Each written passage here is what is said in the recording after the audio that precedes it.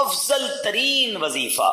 جی ہاں، صحابی رسول حضرت شداد بن اوس رضی اللہ تعالیٰ فرماتے ہیں کہ ہم صحابہ کرام علیہ رضوان اللہ پاک کے آخری نبی رسول ہاشمی صلی اللہ تعالیٰ علیہ وسلم کی خدمت میں حاضر تھے. آپ علیہ الصلوۃ والسلام نے ہم سے پوچھا حل فیکم غریب، کیا کوئی تم میں اجنبی تو نہیں بیٹھا؟ صحابہ کرام نے کہا نہیں حضور، ہم سارے مسلمان ہی ہیں اور کوئی غیر نہیں ہے. تو نبی پاک علیہ الصلوۃ والسلام نے فرمایا ایسا کرو، دروازے بند کر دو. صحابہ نے دروازے بند کر دیے. اب آپ علیہ الصلوۃ والسلام نے فرمایا ارفعوا ایدیکم وقولوا لا الہ الا اللہ، ہاتھ اوپر اٹھا لو اور لا الہ الا اللہ پڑھنا شروع کر دو. حضرت شداد بن اوس کہتے ہیں ہم سب نے ہاتھ اوپر اٹھائے اور کلمہ پاک پڑھنا شروع کر دیا. کچھ دیر اسی طرح ہم ذکر کرتے رہے، نبی پاک ذکر کرواتے رہے، اور اس کے بعد مالک جنت قاسم نعمت صلی اللہ تعالی علیہ وسلم نے خوشخبری سناتے ہوئے فرمایا ابشروا فإن اللہ قد غفر لکم، تمہیں بشارت ہو کہ بے شک اللہ پاک نے تمہیں بخش دیا ہے. مزید آپ علیہ السلام نے یہ بھی فرمایا کہ الحمدللہ، اے اللہ پاک تو نے مجھے یہ پاکیزہ کلمہ دے کر بھیجا، اسے پڑھنے کا حکم دیا اور اس پر جنت کا وعدہ بھی فرمایا، بے شک تو اپنے وعدے کے خلاف نہیں کرتا. سبحان اللہ. تو کلمہ طیبہ افضل الذکر لا الہ الا اللہ، اس کے کمال کے فضائل ہیں. کیا خوبصورت سورہ کوثر. سورہ کوثر کا تعارف. مقام نزول. علامہ علی بن محمد خازن رحمۃ اللہ تعالی علیہ فرماتے ہیں سورہ کوثر جمہور مفسرین کے نزدیک مکیہ ہے اور بعض مفسرین کے نزدیک مدنیہ ہے. آیات، کلمات اور حروف کی تعداد. اس صورت میں 1 رکوع، 3 آیتیں، 10 کلمے اور 42 حروف ہیں. کوثر نام رکھنے کی وجہ، کوثر سے دنیا اور آخرت کی بے شمار خوبیاں مراد ہیں اور جنت کی ایک نہر کا نام بھی کوثر ہے. اس سورت کی پہلی آیت میں یہ لفظ موجود ہے، اس مناسبت سے اسے سورہ کوثر کہتے ہیں. سورہ کوثر کے مضامین. اس سورت کا مرکزی مضمون یہ ہے کہ اس میں اللہ تعالیٰ نے اپنے حبیب صلی اللہ تعالی علیہ وآلہ وسلم کی مدحت بیان فرمائی ہے اور اس میں یہ مضامین بیان ہوئے ہیں. نمبر 1، اس کی پہلی آیت میں اللہ تعالیٰ کے اس فضل و احسان کا بیان ہے جو اس نے اپنے حبیب صلی اللہ تعالی علیہ وسلم پر فرمایا. نمبر 2، دوسری آیت میں نبی کریم صلی اللہ تعالی علیہ وسلم سے فرمایا گیا کہ اللہ تعالیٰ کے فضل و احسان کے شکریے میں نماز پڑھتے رہیں اور قربانی کریں. نمبر 3، تیسری آیت میں فرمایا گیا کہ جو اللہ تعالیٰ کے حبیب صلی اللہ تعالی علیہ وآلہ وسلم کا دشمن ہے وہی ہر خیر سے محروم ہے. سورہ ماعون کے ساتھ مناسبت. سورہ کوثر کی اپنے سے ماقبل سورت ماعون کے ساتھ مناسبت یہ ہے کہ سورہ ماعون میں کافروں اور منافقوں کی جو صفات بیان کی گئیں ان کے مقابلے میں سید المرسلین صلی اللہ تعالی علیہ وآلہ وسلم کے اوصاف سورہ کوثر میں بیان کیے گئے. بسم اللہ الرحمن الرحیم. ترجمہ: اللہ کے نام سے شروع جو نہایت مہربان رحمت والا ہے. اِنَّا أعطيناك الكوثر فصل لربك وانحر إن شانئك هو الأبتر. ترجمہ: اے محبوب، بے شک ہم نے تمہیں بے شمار خوبیاں عطا فرمائیں تو تم اپنے رب کے لیے نماز پڑھو اور قربانی کرو، بے شک تمہارا دشمن ہی ہر بھلائی سے محروم ہے. إِنَّا أَعْطَيْنَاكَ الْكَوْثَرَ. اے محبوب، بے شک ہم نے تمہیں بے شمار خوبیاں عطا فرمائیں. تفسیر صراط الجنان میں ہے کوثر کی تفسیر میں مفسرین کے مختلف اقوال ہیں. ان سب اقوال کا خلاصہ یہ ہے کہ اے محبوب، بے شک ہم نے تمہیں بے شمار خوبیاں عطا فرمائیں اور کثیر فضائل عنایت کر کے تمہیں تمام مخلوق پر افضل کیا. آپ کو حسن ظاہر بھی دیا، حسن باطن بھی عطا کیا، نسب عالی بھی، نبوت بھی، کتاب بھی، حکمت بھی، علم بھی، شفاعت بھی، حوض کوثر بھی، مقام محمود بھی، امت کی کثرت بھی، دین کے دشمنوں پر غلبہ بھی، فتوحات کی کثرت بھی اور بے شمار نعمتیں اور فضیلتیں عطا کی جن کی انتہا نہیں. آیت إِنَّا أَعْطَيْنَاكَ الْكَوْثَرَ سے حاصل ہونے والی معلومات. اس سے 5 باتیں معلوم ہوئی. نمبر 1، اللہ تعالیٰ نے اپنے حبیب صلی اللہ تعالی علیہ وآلہ وسلم کو کوثر عطا کر دی ہے کیونکہ یہاں یہ نہیں فرمایا گیا کہ ہم آپ کو کوثر عطا کریں گے، بلکہ یہ فرمایا کہ بے شک ہم نے آپ کو کوثر عطا کر دی۔ نمبر 2، اللہ تعالیٰ کی اپنے حبیب صلی اللہ تعالیٰ علیہ وآلہ وسلم پر یہ عطا ان کے نبی اور رسول ہونے کی وجہ سے نہیں، بلکہ آپ علیہ الصلوۃ والسلام کی ذات کی وجہ سے ہے، جو شان محبوبیت کی صورت ہے، کیونکہ یہاں یہ فرمایا أعطيناك، ہم نے آپ کو عطا فرمائی، یہ نہیں فرمایا کہ اعطینا الرسول یا اعطینا النبی۔ نمبر 3، تاجدار رسالت صلی اللہ تعالیٰ علیہ وآلہ وسلم پر یہ عطا کسی عبادت اور ریاضت کی وجہ سے نہیں ہے، بلکہ ان پر یہ عطا اللہ تعالیٰ کے عظیم فضل اور احسان کی وجہ سے ہے، کیونکہ یہاں عطا کا ذکر پہلے ہوا اور عبادت کا ذکر بعد میں ہوا۔ نمبر 4، اللہ تعالیٰ نے آپ کو کوثر کا مالک بنا دیا ہے، تو آپ جسے چاہیں جو چاہیں عطا کر سکتے ہیں۔ نمبر 5، سید المرسلین صلی اللہ تعالیٰ علیہ وآلہ وسلم کی مدحت خود رب تعالیٰ فرماتا ہے۔ اعلیٰ حضرت امام احمد رضا خان علیہ الرحمۃ الرحمان فرماتے ہیں، انا اعطیناک الکوثر، ساری کثرت پاتے یہ ہیں، ٹھنڈا ٹھنڈا میٹھا میٹھا پیتے ہم ہیں، پلاتے یہ ہیں۔ اور ایک اور جگہ فرماتے ہیں نا، اے رضا خود صاحب قرآن ہے مداح حضور، تجھ سے کب ممکن ہے پھر مدحت رسول اللہ کی۔ فصل لربك وانحر، تو تم اپنے رب کے لیے نماز پڑھو اور قربانی کرو۔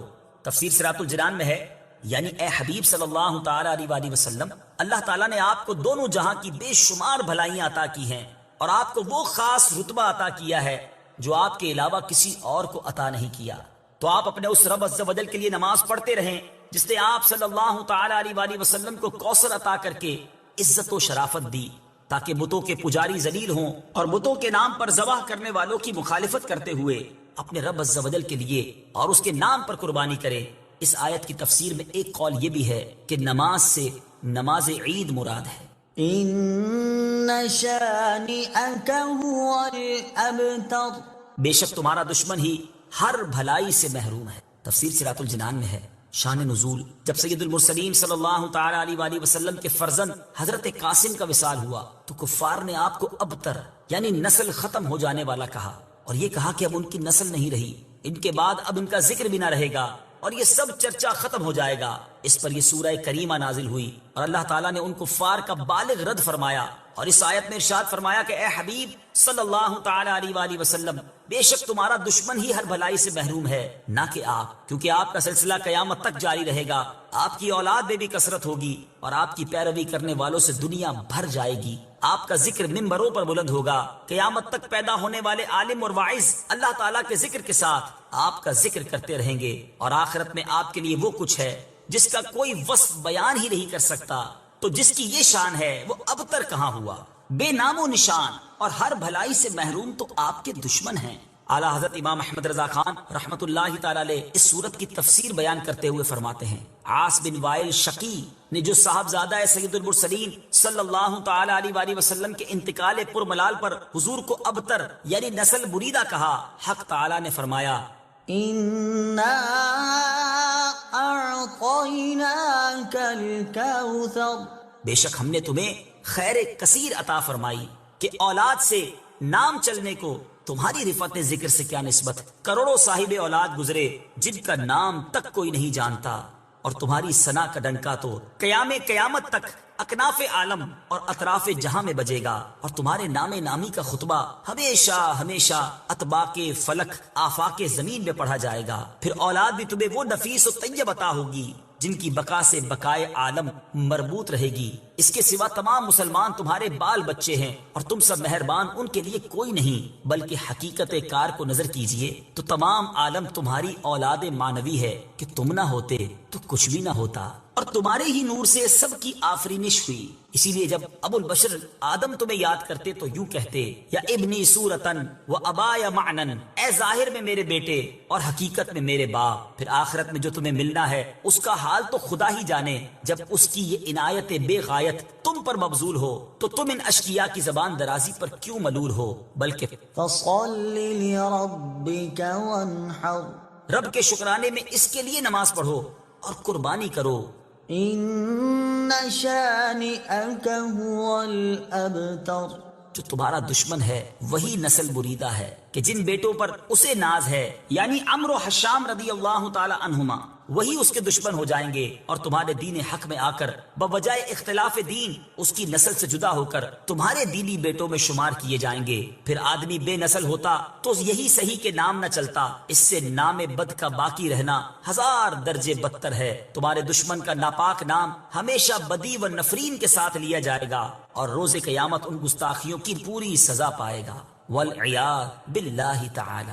اس سے معلوم ہوا کہ حضور پر نور صلی اللہ تعالی علیہ وآلہ وسلم کا اللہ تعالیٰ کی بارگاہ میں مقام اتنا بلند ہے کہ ان کے گستاخ کو اس کی گستاخی کا جواب خود رب تعالیٰ دیتا ہے۔ سورہ تکاثر، سورہ تکاثر کا تعارف، مقام نزول۔ سورہ تکاثر مکہ مکرمہ میں نازل ہوئی ہے۔ آیات، کلمات اور حروف کی تعداد، اس صورت میں 1 رکوع، 8 آیتیں، 28 کلمے اور 120 حروف ہیں۔ تکاثر نام رکھنے کی وجہ، تکاثر کا معنی ہے مال، اولاد اور خادموں کی کثرت پر فخر کرنا۔ اس سورت کی پہلی آیت میں یہ لفظ موجود ہے، اس مناسبت سے اسے سورہ تکاثر کہتے ہیں۔ سورہ تکاثر کے فضائل۔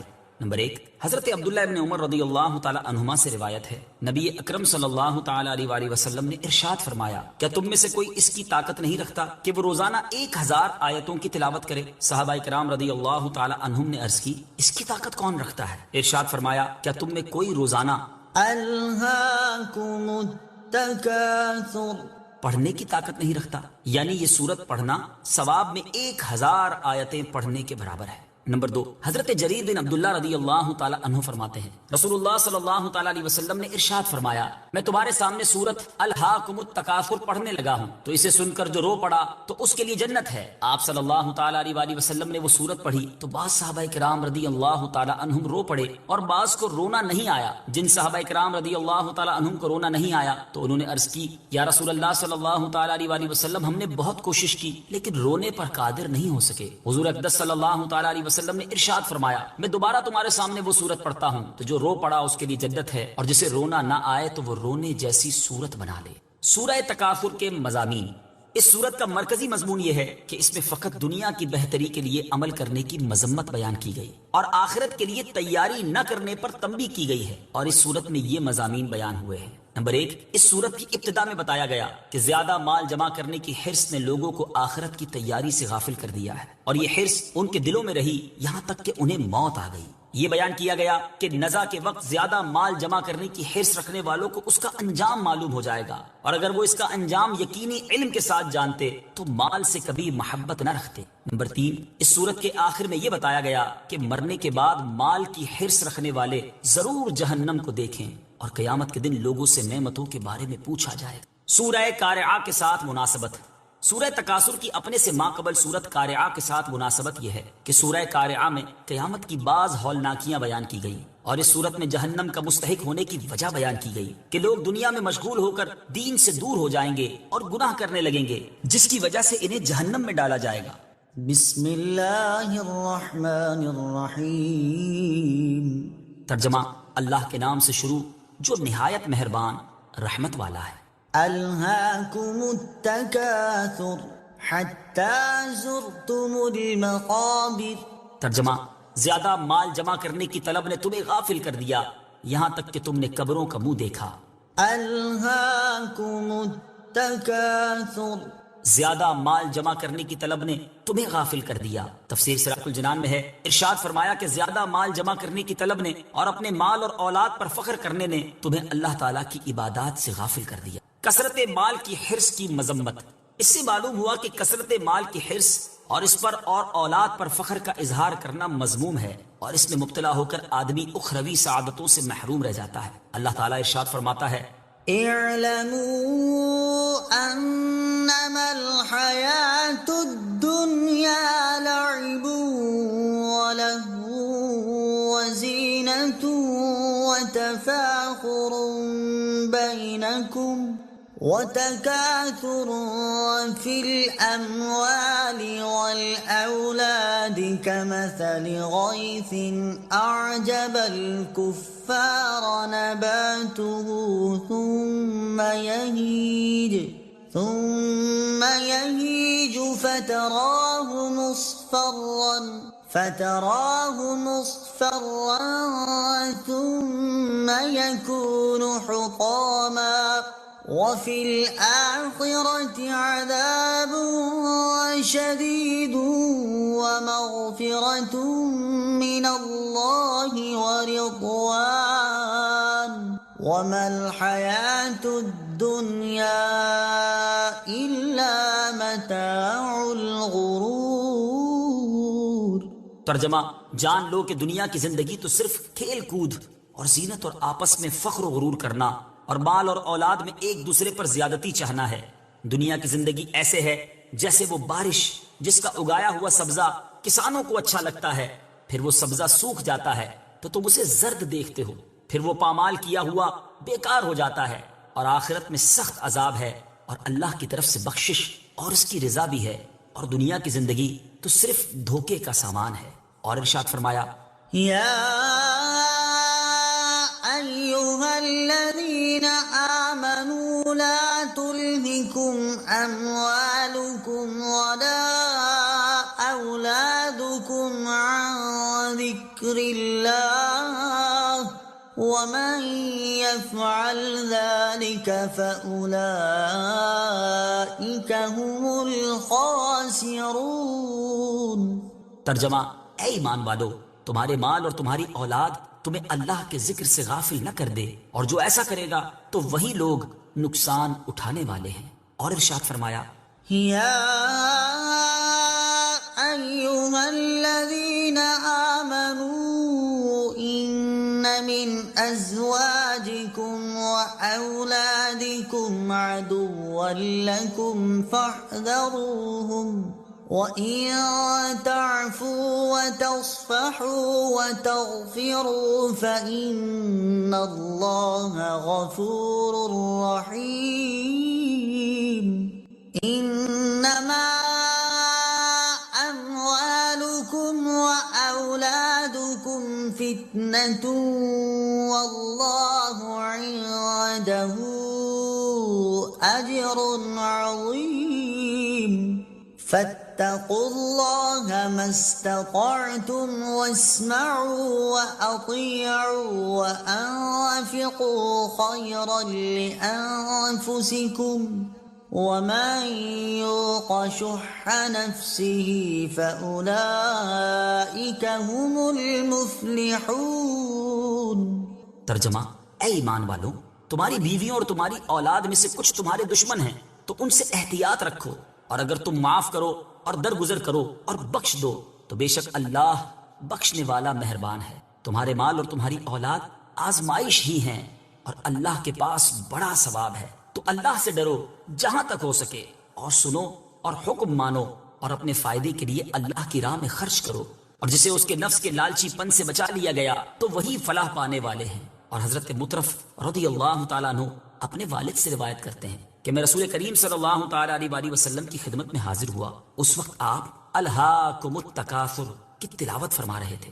آپ صلی اللہ تعالیٰ علیہ وسلم نے فرمایا، ابن آدم کہتا ہے کہ میرا مال میرا مال۔ اے ابن آدم، تیرا مال وہی ہے جو تو نے کھا کر فنا کر دیا، یا پہن کر بوسیدہ کر دیا، یا صدقہ کر کے آگے بھیج دیا۔ حضرت ابو ہریرہ رضی اللہ تعالیٰ عنہ سے روایت ہے، رسول اللہ صلی اللہ تعالیٰ علیہ وسلم نے ارشاد فرمایا، بندہ کہتا ہے کہ میرا مال میرا مال، اس کے لیے تو اس کے مال سے صرف 3 چیزیں ہیں۔ نمبر 1 جو اس نے کھا کر فنا کر دیا، نمبر 2 جو اس نے پہن کر بوسیدہ کر دیا، نمبر 3 جو کسی کو دے کر آخرت کے لیے ذخیرہ کر لیا۔ اس کے ماں سوا جو کچھ بھی ہے وہ جانے والا ہے، اور وہ اس کو لوگوں کے لیے چھوڑنے والا ہے۔ حضرت عمرو بن عوف رضی اللہ تعالیٰ عنہ سے روایت ہے، بخاری شریف کی حدیث ہے، رسول اللہ صلی اللہ تعالیٰ علیہ وسلم نے ارشاد فرمایا، خدا کی قسم مجھے تمہارے غریب ہو جانے کا ڈر نہیں ہے، مجھے تو اس بات کا ڈر ہے کہ دنیا تم پر کشادہ نہ ہو جائے جس طرح تم سے پہلے لوگوں پر ہوئی تھی، پھر تم اس میں رغبت کر جاؤ جیسے وہ لوگ رغبت کر گئے، اور یہ تمہیں ہلاک کر دے جیسے انہیں ہلاک کر دیا۔ حضرت ابو ہریرہ رضی اللہ تعالیٰ عنہ سے روایت ہے، سرکار دو عالم صلی اللہ تعالیٰ علیہ وآلہ وسلم نے ارشاد فرمایا، مال و اسباب کی کثرت سے مالداری نہیں ہوتی، بلکہ اصل مالداری تو دل کا غنی ہونا ہے۔ خدا کی قسم مجھے تمہارے بارے میں محتاجی کا خوف نہیں ہے، لیکن مجھے تمہارے بارے میں اس بات کا خوف ہے کہ تم کثرت مال کی ہوس میں مبتلا ہو جاؤ گے۔ حضرت کعب بن مالک رضی اللہ تعالی عنہما سے مروی ہے، ترمذی شریف کی حدیث ہے، حضور اقدس صلی اللہ تعالی علیہ وآلہ وسلم نے ارشاد فرمایا، دو بھوکے بھیڑیے جو بکریوں میں چھوڑ دیے جائیں وہ ان بکریوں کو اس سے زیادہ خراب نہیں کرتے جتنا مال اور عزت کی حرص انسان کے دین کو خراب کر دیتی ہے۔ اللہ تعالیٰ سب مسلمانوں کو مال کی حرص اور ہوس سے محفوظ فرمائے، آمین۔ حتى زرتم المقابر، یہاں تک کہ تم نے قبروں کا منہ دیکھا۔ تفسیر صراط الجنان میں ہے، یعنی کثرت مال کی حرص تمہارے دل میں رہی یہاں تک کہ تمہیں موت آ گئی اور تم قبروں میں دفن ہو گئے۔ مال اور اولاد کی حقیقت، یاد رہے کہ جس مال کے زیادہ ہونے کی حرص کی جاتی ہے اور جس اولاد پر فخر و غرور کا اظہار کیا جاتا ہے، ان کی حقیقت یہ ہے کہ یہ اس وقت تک انسان کے ساتھ رہتے ہیں جب تک اس کے جسم میں روح باقی ہے، اور جیسے ہی روح اس کے تن سے جدا ہوتی ہے اور اسے قبر میں دفن کر دیا جاتا ہے تو وہ مال اور اولاد اس کا ساتھ چھوڑ دیتے ہیں اور قبر میں اس کے ساتھ صرف اس کا عمل جاتا ہے۔ لہٰذا ہر عقل مند انسان کو چاہیے کہ وہ مال زیادہ ہونے کی حرص کرنے اور اپنی اولاد پر فخر و غرور کرنے کی بجائے نیک اعمال زیادہ کرنے کی کوشش کرے تاکہ یہ قبر میں اس کے بہترین ساتھی ہوں۔ حضرت انس بن مالک رضی اللہ تعالیٰ عنہ سے روایت ہے، حضور اقدس صلی اللہ تعالیٰ علیہ وآلہ وسلم نے ارشاد فرمایا، میت کے ساتھ تین چیزیں جاتی ہیں، ان میں سے دو لوٹ آتی ہیں اور ایک اس کے ساتھ رہ جاتی ہے، اس کے اہل خانہ مال اور عمل ساتھ جاتے ہیں، اہل خانہ اور مال لوٹ آتے ہیں اور عمل اس کے ساتھ باقی رہتا ہے۔ حضرت عائشہ صدیقہ رضی اللہ تعالی عنہا فرماتی ہیں، ایک دن رسول اللہ صلی اللہ تعالی علیہ وآلہ وسلم نے صحابہ کرام رضی اللہ تعالی عنہم سے دریافت فرمایا، تم جانتے ہو کہ تمہارے اہل و عیال مال اور اعمال کی مثال کیسی ہے؟ صحابہ کرام رضی اللہ تعالی عنہم نے عرض کی، اللہ تعالیٰ اور اس کا رسول صلی اللہ تعالی علیہ وسلم بہتر جانتے ہیں۔ ارشاد فرمایا، تمہارے اہل و عیال مال اور اعمال کی مثال اس شخص کی طرح ہے جس کے تین بھائی ہو، جب اس کی موت کا وقت قریب آئے تو وہ اپنے تینوں بھائیوں کو بلائے اور ایک سے کہے، تم میری حالت دیکھ رہے ہو، یہ بتاؤ کہ تم میرے لیے کیا کر سکتے ہو؟ وہ جواب دے، میں تمہارے لیے اتنا کر سکتا ہوں کہ فی الحال تمہاری تیمار داری کروں، تمہارے ساتھ رہ کر تمہاری حاجات اور ضروریات کو پورا کروں، پھر جب تمہارا انتقال ہو جائے تو تمہیں غسل دے کر کفن پہناؤں اور لوگوں کے ساتھ مل کر تمہارا جنازہ اٹھاؤں کہ کبھی میں کندھا دوں اور کبھی اور شخص، جب تمہیں دفن کر کے واپس آؤں تو جو کوئی تمہارے بارے میں پوچھے اس کے سامنے تمہاری بھلائی ہی بیان کروں۔ یہ بھائی در حقیقت اس شخص کے اہل و عیال ہیں۔ یہ فرمانے کے بعد حضور پرنور صلی اللہ تعالی علیہ وآلہ وسلم نے صحابہ کرام سے پوچھا، اس کے بارے میں تمہارا کیا خیال ہے؟ انہوں نے عرض کی، ہم اس میں کوئی بھلائی نہیں پاتے۔ اس کے بعد ارشاد فرمایا، پھر وہ اپنے دوسرے بھائی سے کہے، تم بھی میری حالت دیکھ رہے ہو، تم میرے لیے کیا کر سکتے ہو؟ تو وہ جواب میں کہے، میں اس وقت تک تمہارا ساتھ دوں گا جب تک تم زندہ ہو، جو ہی تم دنیا سے رخصت ہو گئے تو ہمارے راستے جدا جدا ہو جائیں گے، کیونکہ تم قبر میں پہنچ جاؤ گے اور میں یہی دنیا میں رہ جاؤں گا۔ یہ بھائی اصل میں اس شخص کا مال ہے، اس کے بارے میں تمہارا کیا خیال ہے؟ صحابہ کرام رضی اللہ تعالی عنہم نے عرض کی، یا رسول اللہ صلی اللہ تعالی علیہ وآلہ وسلم، ہم اسے بھی اچھا نہیں سمجھتے۔ حضور اقدس نے مزید ارشاد فرمایا، پھر وہ شخص اپنے تیسرے بھائی سے کہے، یقیناً تم بھی میری حالت دیکھ رہے ہو اور تم نے میرے اہل و عیال اور مال کا جواب بھی سن لیا ہے، بتاؤ تم میرے لیے کیا کر سکتے ہو؟ وہ اسے تسلی دیتے ہوئے کہے، میرے بھائی، میں تو قبر میں بھی تمہارے ساتھ رہوں گا اور تمہیں وحشت سے بچاؤں گا، اور جب حساب کا دن آئے گا تو میں تیرے میزان میں جا بیٹھوں گا اور اسے وزن دار کر دوں گا، یہ اس کا عمل ہے، اس کے بارے میں تمہارا کیا خیال ہے؟ صحابہ کرام رضی اللہ تعالی عنہم نے عرض کی، یا رسول اللہ، یہ تو بہت اچھا دوست ہے۔ رسول کریم صلی اللہ تعالی علیہ وآلہ وسلم نے ارشاد فرمایا، حقیقت یہی ہے۔ كلا سوف تعلمون ثم كلا سوف تعلمون كلا لو تعلمون علم اليقين لترون الجحيم ثم لترونها عين اليقين ثم لتسألن يومئذ عن النعيم۔ ترجمہ، ہاں اب جلد جان جاؤ گے، پھر یقیناً تم جلد جان جاؤ گے، یقیناً اگر تم یقینی